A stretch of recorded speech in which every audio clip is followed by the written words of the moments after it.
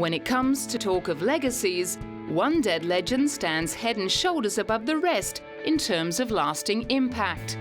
More than 30 years after Elvis Presley passed away on the bathroom floor of his Graceland home in Tennessee, he continues to top the Forbes annual list of top-earning dead celebrities. As well as releasing more than 50 albums and starring in more than 30 movies, his early renditions of songs by Afro-American blues musicians paved the way for black artists in the 50s to be accepted in the mainstream. His swiveling hips, smouldering looks and sultry singing style raised the hackles of the post-war conservative establishment and wreaked havoc on audiences, with hysterical girls regularly needing to be conveyed from concerts to hospital by ambulance.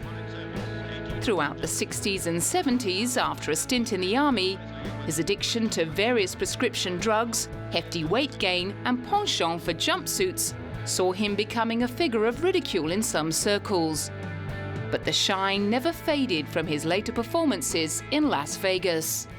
Yeah, I think he just had amazing charisma, really, and a great performance, and you know, people recognized that and could feel his passion in what he did. Despite his incredible public profile, Elvis remained a very private person, surrounding himself with a tight-knit entourage that included his younger stepbrother, D. Edward Stanley.